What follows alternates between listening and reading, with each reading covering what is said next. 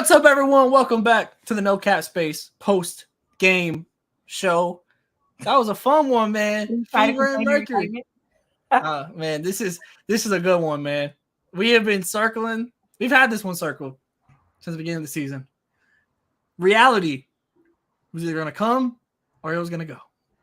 And today, reality arrived in the form of the Indiana Fever, picking up their first win over a plus 500 opponent.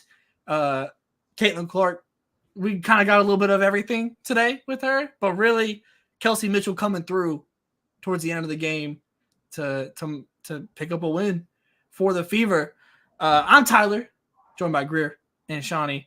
We got a couple games to talk about. Let's start off with the one that we just got into. We had some history made in the WNBA today as well, so we'll get into that. Shawnee, I'll let you bat lead off here. I know we've been waiting for this one. We've been waiting. Well, actually, I would like my concession speech from Greer first, and then I'll go. I mean, kind of sucks that neither one of them got a technical today. Yeah, I was gonna get in. I was gonna make that point. 5 technicals in this game, and none of them from Diana Taurasi or Caitlyn Clark. Yeah.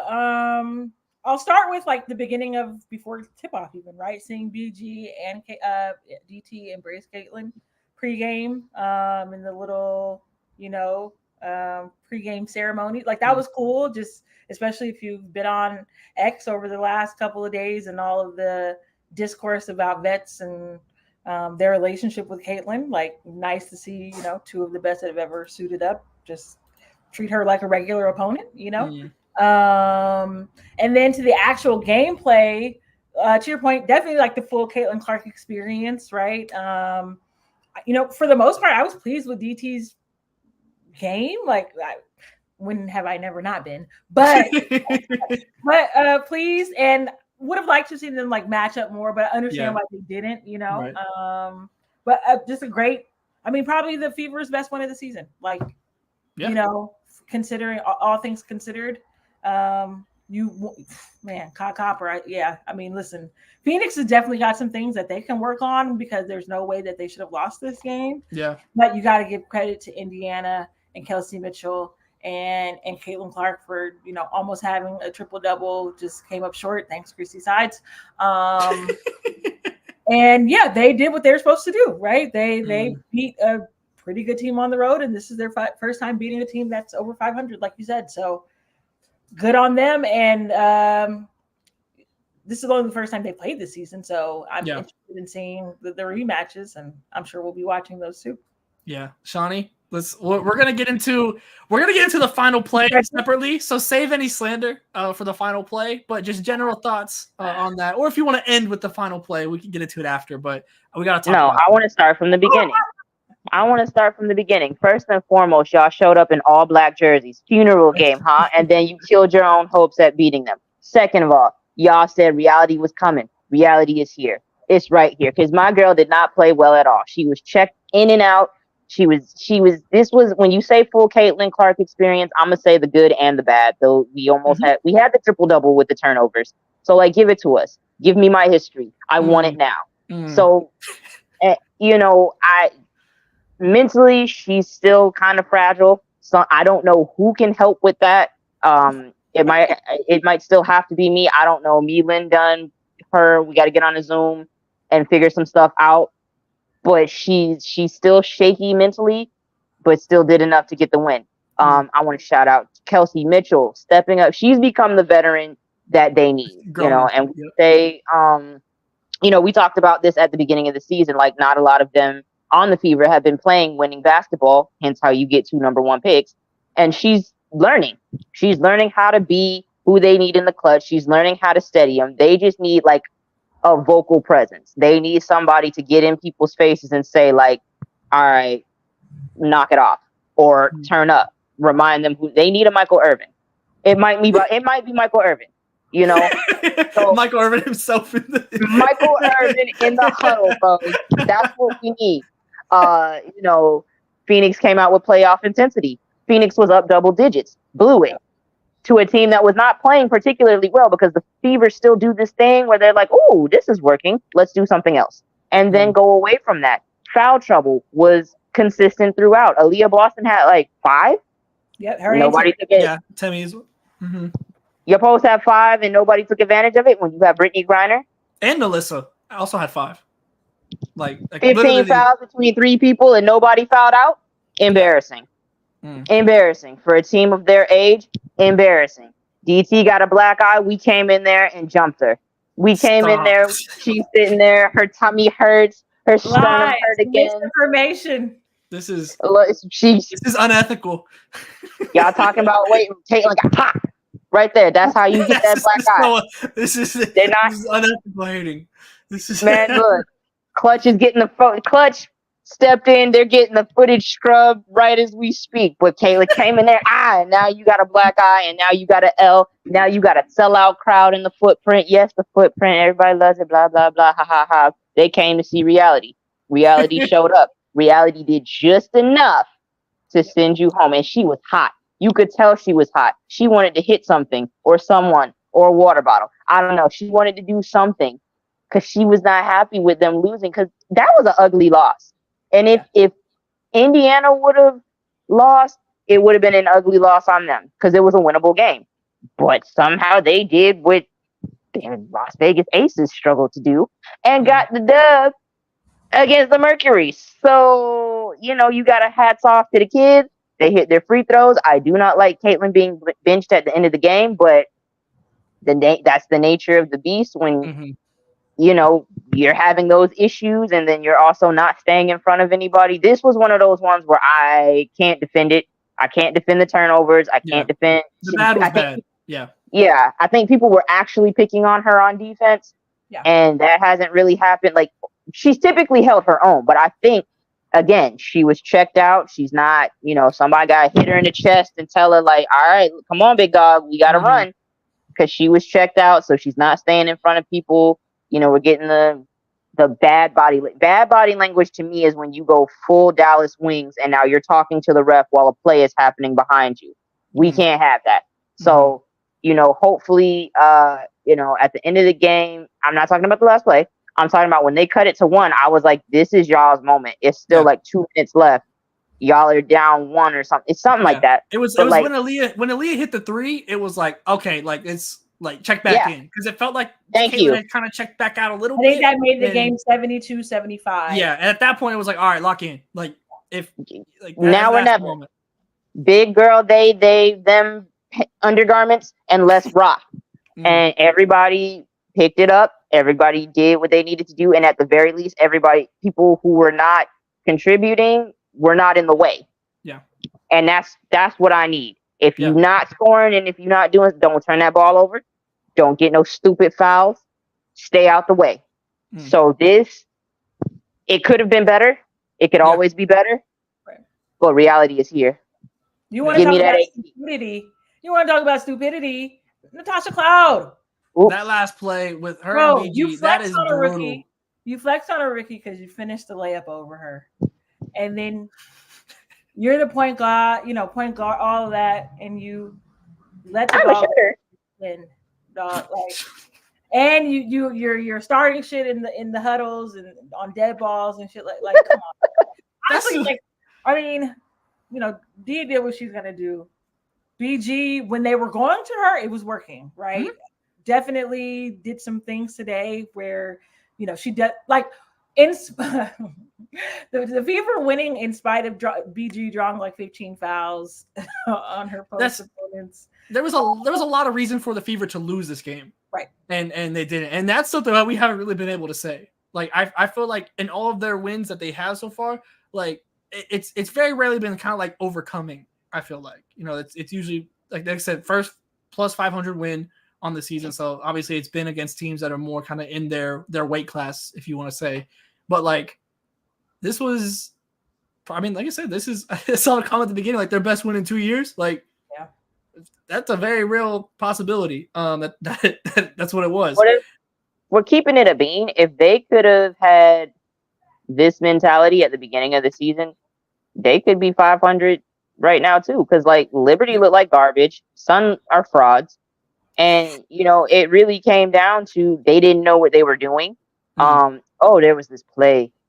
Caitlyn gets up court to Aaliyah. Aaliyah stops, Yes, 2 people in the air, hits her move and goes up. And I was like, this was not happening at the beginning of the season. Yeah. This, We had several of those, I feel like. Their connection in the first half in particular today. Yeah. Where, after the game against who did they play last? Seattle. Yeah. A lot was made of their plays out of like the blitzes that and the dribble handoffs, and they were much better about that today. Aaliyah was a lot more deliberate in what she was going to do when she caught the ball, which I think certainly helps, right? And she played pretty well today. And that's what you need, right? You need that player creating a mismatch going to the basket. And she was there today. And what's interesting to me is that third quarter is when stuff shifted for the Fever, for sure. And a lot of it had to do with Caitlyn hunting for her shot. She only made 4 shots in this game, but it felt like, she shot 4-14, 2 of 10 from 3, 5 of 6 from the free throw line. It felt like, I guess, like maybe it's just me like kind of thinking like the impact that those shots had in the third quarter, but it felt like she made more, I guess. Maybe that's not just be me thinking that. But the when she's hunting her shot, it opens up so much. Like it doesn't. The pattern. It's the pattern. So if you weren't on playback, because we were watching this game live on playback, which you can find a link down below. We were watching this live. You can watch along. You can get some passes. Can watch stream. You know what I'm saying? It's all free. But we were talking about as we were watching this game live, we were actively seeing the pattern happen. And what we're calling the pattern, and Shawnee, if you want to expand on this, please feel free. But the pattern is it's the you make a shot, you get 2 assists. Was what we were seeing. You're getting like 6 to 7 runs just when Caitlyn makes a shot. Usually the next possessions flow so much better. So Shawnee, take it from there. And it's a couple of things going on. Like everybody looks energized when those shots go in. Everybody's like, "Oh, okay, a lot of pressure off of people, right?" Yes. Like that is the kind of shooter that she is. Is like it's backbreaking for a defense because she's hitting you from 3, you know what I mean, or something like that, and then it relieves pressure on the other 4 players on the court with her, and they can do things that they're supposed to do, like cutting to the basket, screening properly, making quick decisions off the screens, like. And it's like, she hits that. Defenses are not gonna want to let that happen again and again and again. So now we're tightening up. Now we're collapsing on her in a way, and people know, okay, she hit one. She's looking after the score. And it's like the defense can't afford to gamble, and we see the pattern. They probably saw the pattern too, but like we still can't afford to back up off her, because if we do and dare her to shoot it again and hit 2 in a row, I don't want to see 2 30-footers in my home gym. And no, absolutely not. I'll see this Katie Lou cut to the basket, but I'm not saying no. Ain't no way. So I feel like it just energizes everybody. It shows them like, oh, here's what we can be. Here's what can happen. And it's just like, the more aggressive she is, the better things go for this team. And I think she really just needs to, like I said, she needs the little piece of Weezy's brain that is solidified in telling her to shoot, transferred into her brain, right? Since it's still soft and malleable, she needs that. Like, you have the green light, shoot the ball. Yeah. Yeah, and that's lobotomy. Let's do it. And one thing that I think was important to point out as well is that Caitlyn ends the game with 6 turnovers. 5 of those were in the first half. So the ability with 6.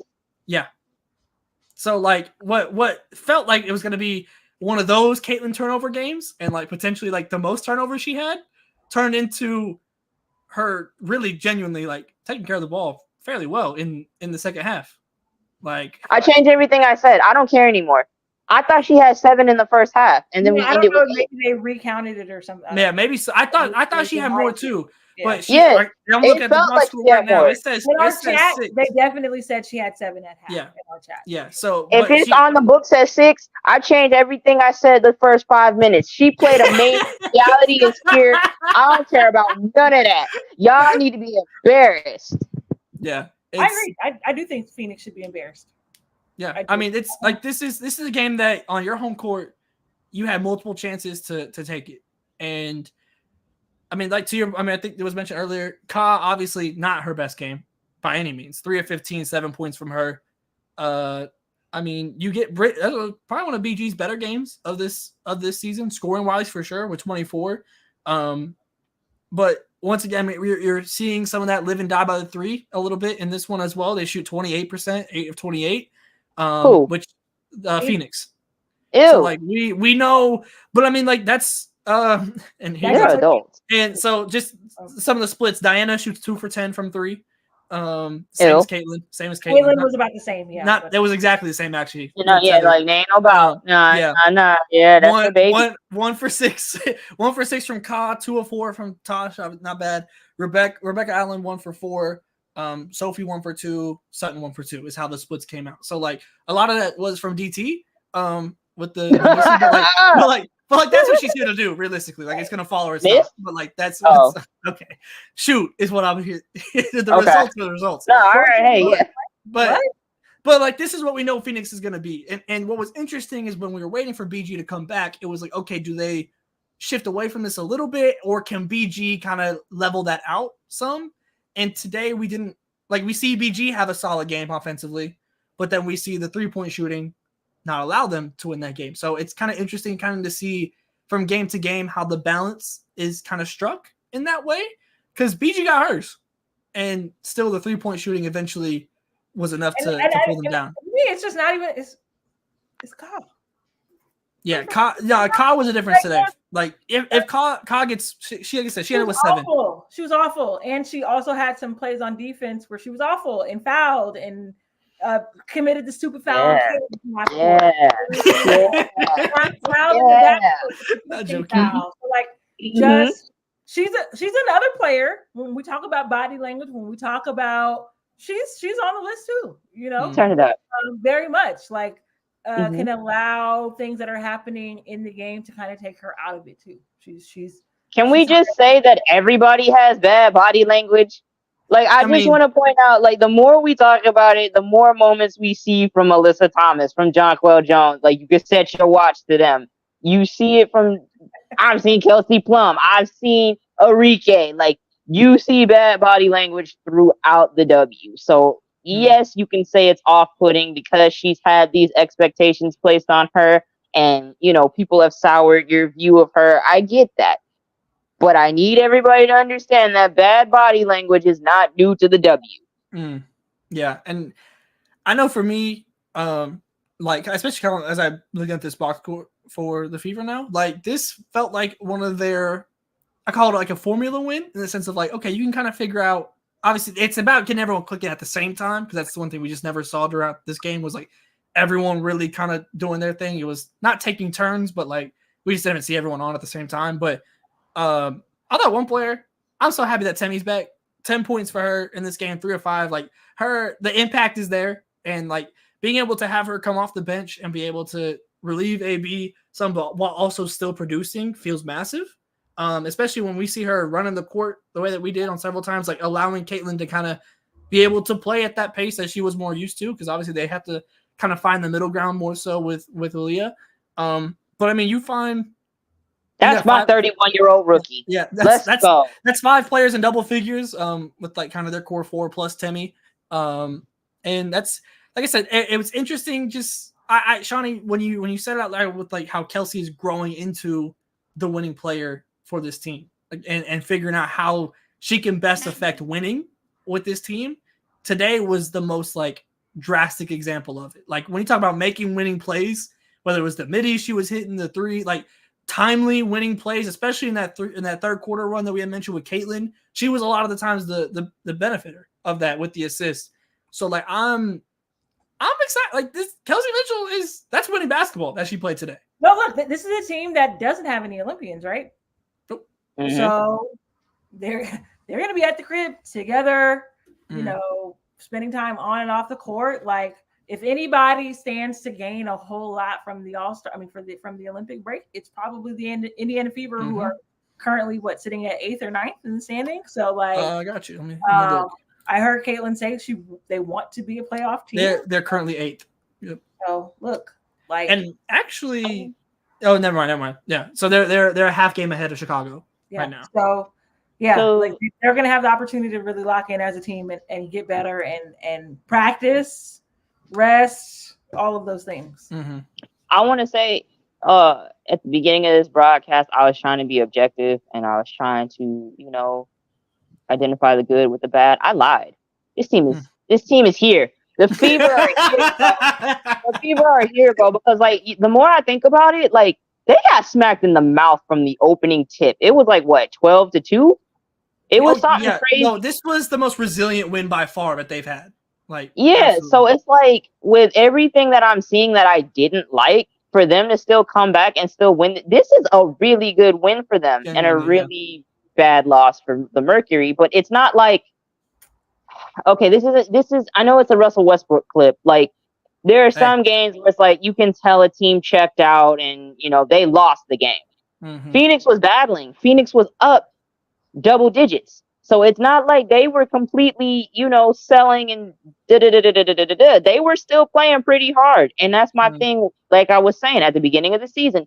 They're hanging with different teams that are contenders. And yes, it was the beginning of the season, so everyone's trying to shake the rust off. Mm-hmm. But talent-wise, they got the goods to hang with them. Christy Size just got to get the clipboard clipping it, which I'm not going to give her to. I'm not going to say she still shouldn't be fired. I'm going to say, today she didn't piss me off.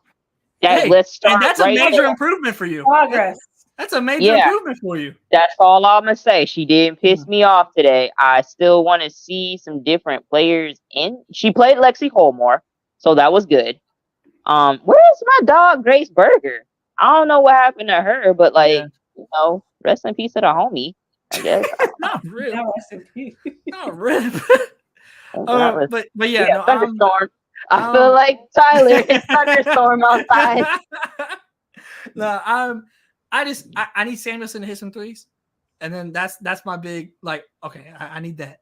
I think she only hit one today, right? One of 6. I was all from 3. Yeah, and a couple of bad misses, but hey, you get the dub. Yeah, right. Again, they got lots of things that they can improve on. No, this is the most positive I felt after a Fever game, probably. You have a resilient win.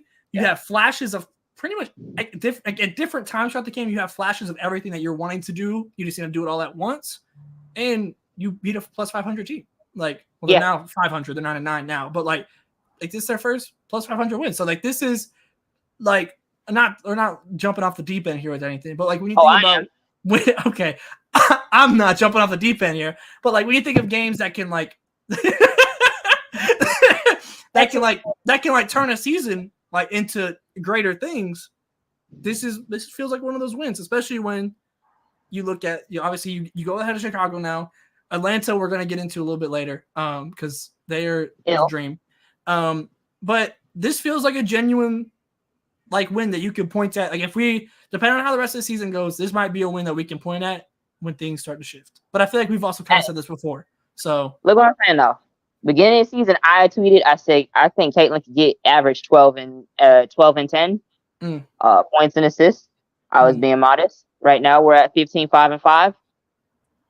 I said they could be an 8th seed, battle with the top seed before a first round exit. I've already written it. I need it. I need everyone to lock in and give me what I'm asking for.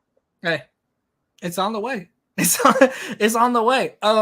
Any closing thoughts on this one? We feeling good on this one? Yeah, stop going against me. I am clearly God's favorite. Shawnee doesn't lose very often, man. I know it makes people very upset. Yeah. So if I get this 8th seed, prepare to be sick of her.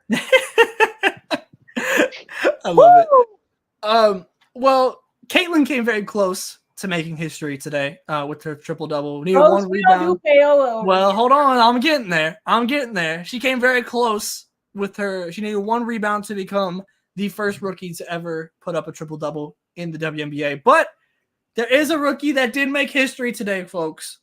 Angel Reese. We've been talking about the double-double streak. It's been growing. We've made past the rookie record. She tied the WNBA record with Candace Parker, who was in year 7. And today she breaks the consecutive double-double record with 10 games straight with a double-double. I mean, that's like the game was the game. They lose. Like we were watching the Fever game, so we're not too crazy deep into depth of the game itself. From what I did saw, it was a struggle offensively for this guy just across the board. Angel included within that. But what she's been able to do this season and where this Rookie of the Year race is headed is incredible. It's literally think about all the greats that have been bigs in this league. Nobody has done what Angel Reese has done in her rookie year.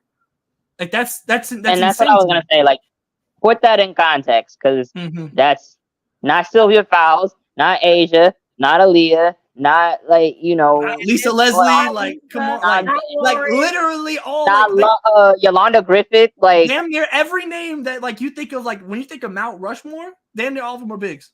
Like and like top 10, damn near all of them are bigs. Nobody has done what Angel Reese has done. That's not crazy. Even Michelle Snow. God dang it. No. Like that I is. didn't even know who Michelle Snow is while you were there laughing. I thought you said something. That's why he scratched his head. That's why he scratched his head. No. First off, I'm not gonna lie. I thought you said something else. Never mind. I wouldn't have laughed. I didn't. I thought y'all said something else. But yeah, I'm just incredibly impressed by like the immediacy of her production. Like just as a rookie. I mean, she's leading the league. Like she's, like I said, not only just making history. Like she's not like just scraping by. Like she had 16 rebounds today. Right. Like she's like going above and beyond. Like the rebounding is nuts, and to be able to do it immediately, like just as soon as she stepped on the court, really within the W, like nothing could have possibly translated more and better for what she needs to do in the W to be successful. It translated completely, and see, I think the streak is what gives her Rookie of the Month for June, for sure, because she's been playing really well these last couple games, but it's not like Caitlyn hasn't, because she has some 30-point, or at least a 30-point game this month, and then had like her numbers haven't been super terrible. She had a couple stinkers at the very, very beginning of the month, but like she's put up some solid numbers. But like when you put together that consistency, and then break a record in the month of June, it's got to go to her. I think this game today for the Fever makes it a little difficult, because again, you beat a 500 team and you come one shy of a triple-double, but it wasn't like the best game. So I'm curious who's voting on this, because we need transparency in the voting booth. I want to know who I'm talking to. Who am I speaking with? And I want to know. Stop me if you've heard that before. If we need voter transparency. And then I would kind of like them to show their math. Like what are you, or maybe that's end of the season thing. I don't know. But like at some point I do kind of want to know, like that would be interesting to me. Like what went into it, because you have two rookies who are making history, because that 15-5-5 is also they were showing the graphics. Yeah, it's historic. Angel is historic. So when you have two historic rookies, what does it come down to? Because neither one of them are winning is at a high enough clip to justify anything. And like, how do you? It's so hard to compare them as well. Like, because obviously we've had the storyline. The storyline is easy to make. A player-to-player comparison is very hard, just because they're completely different, like in what they do and what they excel at. So like it's hard to do that, but I completely agree. Like I'm giving Rookie of the Month this year to Angel. Or it's I don't know, but the races, I'm just excited. And we've touched on this before. Like I don't know if new fans understand how exciting it is to actually have a Rookie of the Year race. Like this is very new to us. I don't know what to do with my hands. Like you got like another 3 or 4 players who aren't number 1 and number 2 who are doing phenomenal things. Think about how many years Aaliyah Edwards would be Rookie of the Year right now. Right. You know what I mean? Like damn near any other year. Like literally damn near any other year, Aaliyah Edwards is Rookie of the Year. And right now she's not even like in the real conversation. Respectfully to Michaela Onyenwere. Like she did her thing and she's got a spot, but it's just like she had honestly more minutes than anybody, and she was only averaging like 9 or something like that. Like it was crazy. Like you guys, we have not seen rookies come in and make an impact. So it's like, I understand there's been discourse and dialogue and Please put that aside, because you're witnessing some historic hoops. from both sides, from all players. Like, it is nuts out here. We're in a new era. Reality is here, literally. And it doesn't feel like that's going away anytime soon. Like with the coming classes, like Paige is on deck, and Juju ain't far behind. Like, you know, like these are the caliber of players. Mickey's on deck. Like these are like we're like hell. Even like Anissa Morrow. Like these are no slouches. Who was in the crowd today? She was in the crowd with Chicago. Like this is like, come on, bro. Like this is so much fun, and I feel like I need people to have more fun with this because, like, bro, what are we doing? This is incredible. Like we're literally watching history being made in the making right now.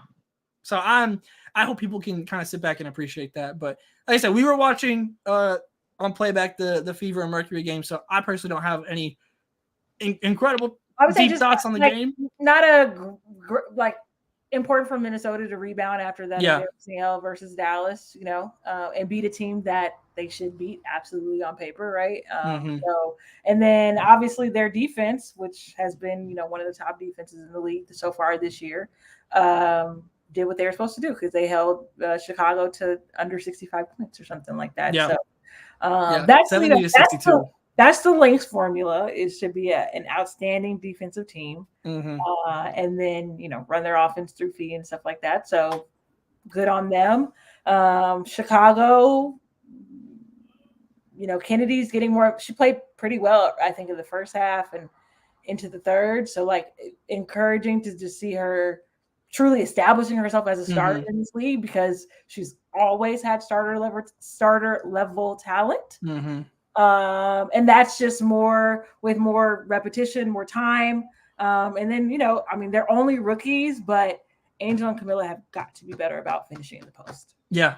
That's what sticks out. I mean, immediately from the box score is Angel goes 4-16, Cardoso goes 1-9. Like, that is, you got to be better. Like, there's kind of just no way around that. But going into the first game that we had today, this is like a slander off for Shawnee. I don't even know where she might begin on this one. The Liberty versus the Dream. The Liberty obviously without Ryan Howard right now, but the Dream without Ryan Howard. Oh yeah, sorry, the Dream without Ryan Howard. Like, it's not great, man. Like, even and they were leading at this game for a long while. Where just the Liberty continue, like, when the Liberty are at their best, man, they look really damn good. But I still just at times just kind of struggle to trust them, frankly. That's kind of just because they're lame. Here you go. I'm gonna need a hot tea after this because all of my agendas are coming to play. It's like all in one today. Yeah, they play like garbage. Serena's getting her jump swatted per usual. She had a rough shooting night. This is why you can't rely on her to be the number one option on your offense because it doesn't work. Doesn't work when she's playing well. Doesn't work when she's not playing well. JJ didn't really play well either. This is just and for them it really is a mental thing because JJ's got to lock in at all times. You cannot have her flexing on Aaliyah Boston and then, you know, not showing up until 3 games later. Like, my rookie having terrible body language, we'll work through it. My vet and former MVP and finals, like, absolutely not. Tighten up. And, you know, I still don't feel like the Liberty give her the respect she's due. Like, she should be. Like, when JJ is on, when JJ is on Connecticut, nobody's stopping them. And I just 5 shots today. Yeah, that's inexcusable. Like, why? There's no reason. Yeah. Like, who? Like, you're shout out to Cheyenne, but like, no, you're not telling me that Cheyenne was locking the paint down. Like, be for real here. Get the keys and do what you need to do. And I feel like she doesn't come ready to be the tip of the spear, and they don't empower her to be that. So if she's not saying like, "Yo, give me the ball," and I start off, and then Stewie gets cooking, and then, you know, that other girl do whatever, just stay out the way. But like, I still feel like there's this confusion as to who's supposed to be doing what at this point, and that's a little alarming to me because you can't have Sabrina leading your offense and as the scorer. And it coincidentally, Sloot is entered back into the starting lineup. and we kind of see the role shift again, and which is kind of interesting to me. But yeah, it's just like I said, with the Liberty, like I know them at their best. I respect that so much, but how often are we able to find that? Are they able to find their best in that way, and maximize what they have? And we've talked about it so many times at this point, you know, on here about the kind of pecking order with them and how they can be their best selves. Today, that's not the formula for me. There's no reason that John Quill should be getting 5 shots. That's inexcusable, honestly. And then, like I said, you're playing close with the Atlanta Dream without Ryan Howard, an Atlanta Dream team that was struggling with Ryan Howard in the lineup. Like this is not a good Atlanta Dream team. Like there's a very real possibility that this team drops out of the playoffs and we see the Fever and Sky in the play. Like this, I'm shocked that they haven't already. Yeah, it's just because the Fever and Sky haven't been handling business. It's nothing to do with what the Dream are doing. It's not like the Dream. It is a struggle. The reading and reacting is not reading and reacting the way it's supposed to. Everybody's illiterate. Like okay, like I mean, Gray had a great game. Jordan Canada obviously just kind of ramp it back up. This is game number 3 for her. And she still got the block. Hey, she did get the block, and I'm happy for you that she got that. But like it's not working, man. It's whatever. There has to be some level of change in Atlanta because the talent is there. Like there is a heavy amount of talent on this team, but it just doesn't work. It's not working for me. And another thing, the New York Liberty have depth. So if John Quell's not giving you buckets, like you could go to Kayla Thornton. Sabali looked really good for them last. Is she injured? Yeah, she's still out injured. Yeah. She's been okay. injured for a minute, I feel like that's always a concern. Right. The Sabalis, that's what not they do, Sabalis, please, y'all. Yeah, like, but this is what I'm saying. Like they've had depth in the past. You had Honshu, you had Sabali, like, and then you didn't use them. So now you kind of need the depth. I don't know. I don't like the Liberty. I just would like to end with that. No, wow, crazy. You don't? That's crazy. I had no idea. That feels like a very no cast space way to end this, to be honest. It's Johnny saying she doesn't like the Liberty. So, hey, make sure across the board. Liberty, the Suns are frauds. Yeah, the Suns are frauds. I haven't been wrong yet. Nope. I guess not. You really haven't. It's a big week. It's a big month for no cash space, y'all. On top of the post games, player interviews. I don't know. We just dropped the one with Zay Green. Who, if you're not familiar with Zay Green, familiarize yourself with Zay Green. She a hooper. Several player interviews. We got one dropping, I think, every week in July, including a big one this week that I'm very excited about. And some big ones on the way too. So a lot to look forward to. Also, make sure you check out the Substack. You can find that in the description below. It's free across the board. I'll have an article dropping tomorrow and some really cool Legendarium articles looking at the history of women's basketball. So if you're a new fan or you're an old fan, these are stories that have not been uncovered at all. I got to put this one on the coaches. Find you a point guard with Shawnee's confidence. You will never lose. Hey, man. Nah, that's how we ended it right there. That's it. Find you a point guard with Shawnee's confidence. I love that. All right, hey, no, the Fever, sign me. Indiana. Sign Shawnee. Look, get my Disney movie the best. You're the best she needs. This is true. I'm the best. Yeah. I've seen Shawnee's shoot. I can vouch for that. I know she's a leader. Listen, manifest. Lynn Dunn. Tap in. I'm her agent. Come on. Look, this happens all the time in baseball. The 40-year-old that was like, down on their luck, coming in, turning the team around. I'm significantly younger. Like, I have both of my knees, all of my ligaments, all of my cartilages. Like, let's make it happen. Lynn Dunn, holla at me. There you go. Lynn Dunn. NoCapSpace@gmail.com. There you go. Send the contract. All right, y'all. We'll be back soon with more post games. Make sure you're tapped in across the board. All links in the description below. Everything free so you don't miss anything from No Cap Space, your one-stop shop for all coverage across women's basketball. And we'll see you next time.